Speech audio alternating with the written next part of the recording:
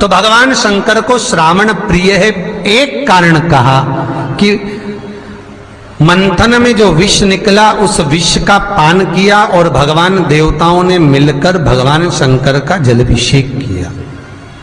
दूसरा कारण कहा, माता सती ने शंकर को पाने के लिए श्रावण के महीने में ही सबसे ज्यादा साधना करी है। और क्या करा था माता सती ने? एक बालू का, मिट्टी का शिवलिंग बनाती थी, प्रतिदिन शिवलिंग का निर्माण करती थी और शिवलिंग का निर्माण कर कर उसकी पूजन कर कर अर्चना कर कर उसका विसर्जन करती थी सती माता। और माता सती का नियम था भगवान शंकर को पाने के लिए शिवलिंग का। तो हमारे यहाँ शिव महापुराण में लिखा है कि पार्थिव शिवलिंग का निर्माण होना चाहिए, और पार्थिव शिवलिंग का निर्माण करना है तो उसके लिए भी वर्णन करा गया। ब्राह्मण श्वेत मट्टी के शिवलिंग का निर्माण करे, वैश्य पीली मट्टी के शिवलिंग का निर्माण करे, क्षत्रिय लाल मट्टी के शिवलिंग का निर्माण करे और शूद्र काली मट्टी के शिवलिंग का निर्माण करे। कितना बड़ा शिवलिंग बनाना चाहिए? अगर हम पार्थिव शिवलिंग का निर्माण कर रहे हैं या हमारे घर में हम कोई मूर्ति रख रहे हैं या हमारे घर में हम कोई मूर्ति को विराजमान कर रहे हैं, तो उस मूर्ति का भाव कितना बड़ा होना चाहिए? तो कहा, जमीन पर अपने हस्त कमल को रखकर अंगूठे को ऊंचा कर कर देख लो, बस इतनी बड़ी मूर्ति घर के अंदर होना चाहिए। चाहे वो लड्डू गोपाल की हो, चाहे वो दुर्गा भवानी की हो, चाहे वो राम जी की हो, शंकर जी की हो, कृष्ण की हो, जिसकी रखना हो, बस इतनी बड़ी मूर्ति घर के अंदर होना चाहिए। क्यों? इससे बड़ी अगर मूर्ति होती है तो जैसे मंदिर में सेवा होती है उतनी सेवा की उसको जरूरत पड़ती है, और अगर इससे छोटी मूर्ति होती है, जितनी छोटी होगी उतनी सेवा कम करना पड़ती है। तो मूर्ति जितनी छोटी होगी उतना सुख प्रदान करे, उतना आनंद देगी। पर श्रावण के महीने में यदि आप रोज शिवलिंग नहीं बना सकते तो पूरे महीने में एक बार शंकर का शिवलिंग का, पार्थिव शिवलिंग का निर्माण करना चाहिए, जरूर करना चाहिए। और पार्थिव शिवलिंग का निर्माण कर कर उसकी आराधना, उसकी अर्चना, उसकी पूजन करना चाहिए। नमः शिवाय, ओम नमः शिवाय, ओम नमः शिवाय, नमः शिवाय। पार्थिव शिवलिंग का जब भी निर्माण करें, किसी थाली में या पात्र में, जिसमें भी आप निर्माण कर रहे हैं, उस पार्थिव शिवलिंग को बनाने से पहले उसके अंदर, पात्र के अंदर एक बेलपत्र रखे। बेलपत्र क्या, आपको कथा में कल कहा था, बेलपत्र का वृक्ष माता पार्वती के नयन अश्रु से प्रकट हुआ है, और रुद्राक्ष का वृक्ष शंकर भगवान के नयन अश्रु से प्रकट हुआ है। तो बेलपत्र रखकर फिर उसके ऊपर शिवलिंग का निर्माण करें, फिर उसके ऊपर शिवलिंग, उसका लाभ आनंदित होगा, उसका सुख आनंदित, वो आनंद फल देने वाला होगा। कई लोग सीधे थाली में शिवलिंग बना देते हैं। माता पार्वती के हस्त कमल पर शिवलिंग का निर्माण है महाराज, हस्त कमल सुख देने के लिए। तो भगवान शंकर के शिवलिंग का निर्माण करें। माता सती ने भी किया। यही श्रावण के महीने में माता सती शंकर भगवान के शिवलिंग का निर्माण करती है, पूजन करती है, अर्चना करती है। फिर शाम के समय उस शिवलिंग को मस्तक पर स्पर्श कर कर जलाशय में, कुंड में, जल में, बावड़ी में, कुएं में, तालाब में उसका विसर्जन करती है मां। दूसरा कारण कहा, सती शंकर को इसी श्रावण में रिझाई थी, इसलिए शंकर को श्रावण अति प्रिय है। कि पहले आती है नवमी, फिर आवेगी एकादशी, देवसोनी। तो भंडारिया नवमी का मतलब क्या होता है? भंडारिया नवमी का स्मरण क्या होता है? अभी आपको कहा था 9 जगह पर बेलपत्र चढ़ती है। भंडारिया नवमी का मतलब ही यही है कि भगवान विष्णु सोने जाने से पहले नवमी तिथि के दिन 9 बेलपत्र भगवान शंकर को समर्पित कर कर भगवान शिव के मंदिर में बैठकर भगवान शंकर की आराधना कर कर भगवान विष्णु लक्ष्मी जी के साथ अपनी सृष्टि का कार्यभार 4 महीने के लिए शंकर जी को सौंप देते हैं भंडरिया नवमी के दिन। और एकादशी के दिन से, देव सोनी एकादशी के दिन जब भगवान सोते हैं, उस दिन से भगवान शंकर पूरे कार्यभार को देखते हैं, पूरे कार्यभार। जब कार्यभार सौंपा गया, भगवान शंकर सृष्टि का संचालन करने लगे, तब ब्रह्मा और विष्णु ने आकर शंकर जी की आराधना यही श्रावण के महीने में करी थी कि आपने पूरा कार्य अच्छे से संभाला, इसलिए शंकर को श्रावण अति प्रिय है। ये तीसरा कारण है शंकर को श्रावण प्रियता का। अब शिव महापुराण की कथा करिए कि शंकर को श्रावण प्रिय चौथा कारण वर्णन करा कि ये कारण भगवान शंकर की आराधना माता पार्वती ने बाल्यपन से करी, खूब करी, खूब दिल से करी। ये कहते हैं कि अगर 1,00,000 बेलपत्र समर्पित कर रहे हो और तुम्हारे पास में अगर वो बेलपत्र नहीं है तो तुम 1,00,000 मत चढ़ाओ, आप तो 1 बेलपत्र, परंतु वो बेलपत्र भी पूर्ण तरह से साफ, सुंदर, सुरक्षित, खंडित ना हो, वो मुझे समर्पित करो। 1 चावल का दाना चढ़ाओ पर वो खंडित ना हो, 1 फल चढ़ाओ वो खंडित ना हो, 1 पुष्प चढ़ाओ वो खंडित ना हो। शिव कहते हैं मेरे हाथों से मेरा पुत्र खंडित हो गया था, उस दिन से मैंने वचन दिया है माता पार्वती को कि खंडित वस्तु स्वीकार नहीं करूंगा और ना खंडित दूंगा। शायद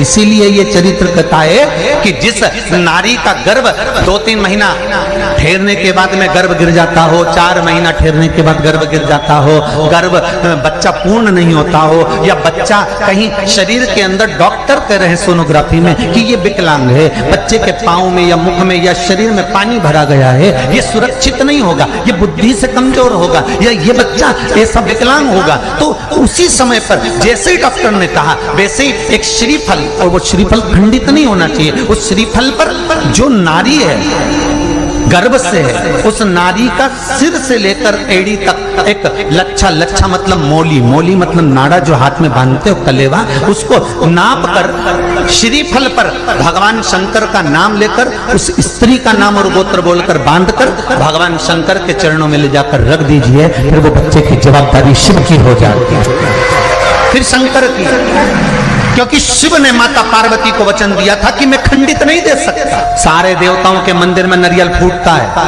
हनुमान जी के मंदिर में नारियल फूटता है, राम जी के मंदिर में नारियल फूटता है, देवी जी के मंदिर में नारियल फोड़ा जाता है, पर शंकर जी के मंदिर में नारियल नहीं फोड़ा जाता। आखा की आखा दिया जाता है कि पूर्ण दीजिए, बेलपत्र पूर्ण दीजिए, फल पूर्ण दीजिए, 1 चावल का दाना भी दे रहे हो तो पूर्ण दीजिए। उसमें एक और अच्छी बात है, बहुत ध्यान लगाकर सुनिएगा जरा, जितने आस्था चैनल पर सुन रहे हो, यूट्यूब पर सुन रहे हो, फेसबुक पर सुन रहे हो, या इस पंडाल में श्रवण कर रहे हो, बहुत सावधानी से ध्यान दीजिएगा।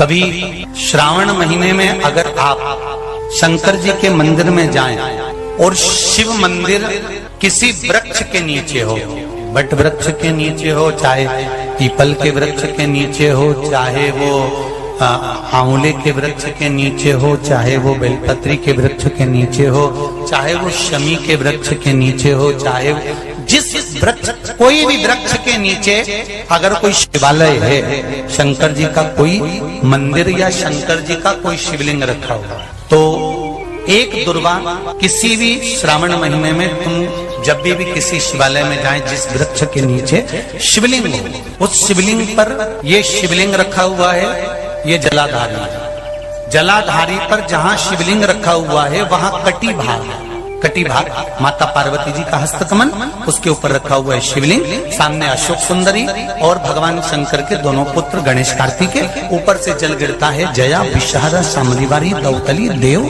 ये भगवान शंकर की 5 बेटियां। तो जो कटी भाग, इस कटी भाग पर अगर मात्र एक दुर्वा समर्पित कर जिसकी किडनी या लीवर डैमेज हो रहा हो, काम नहीं कर रहा हो, या किडनी लीवर में कोई तकलीफ हो रही हो, या डायलिसिस चल रहा हो तो मात्र एक दुर्वा उस कटी भाग पर श्रावण महीने में समर्पित कर कर उस दुर्वा के 7 टुकड़े कर कर 7 दिन प्रतिदिन सुबह के समय पर उसको चबाकर खा लेने पर या निगल जाने पर धीरे धीरे धीरे धीरे डायलिसिस बंद होने लगता है और किडनी लीवर अपना काम करना प्रारंभ कर देते हैं।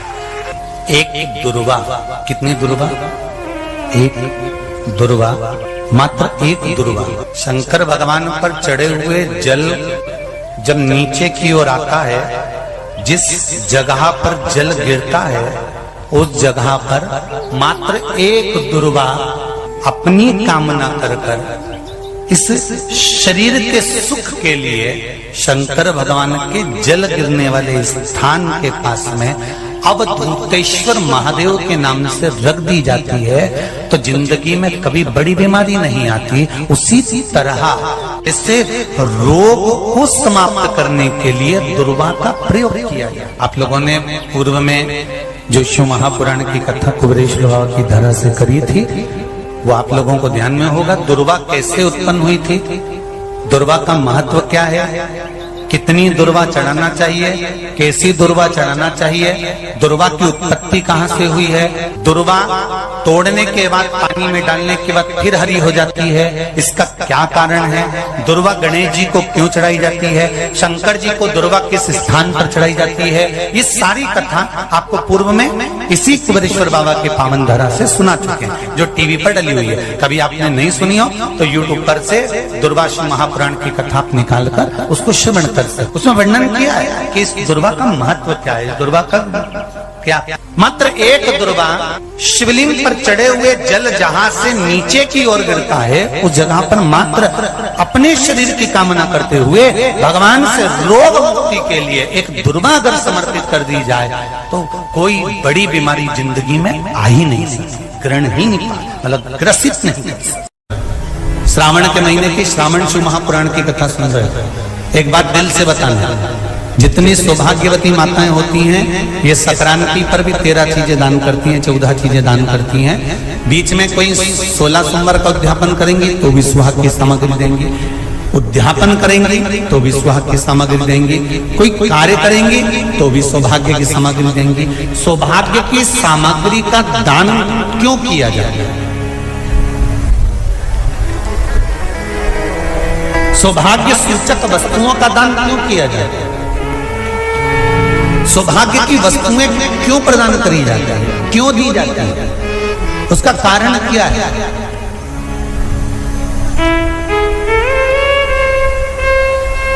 क्यों देते हैं महाराज? भारत की भूमि की सौभाग्यवती माताओं का एक मन की अभिलाषा रहती है, भारत की भूमि की माताओं की एक अभिलाषा रहती है कि जब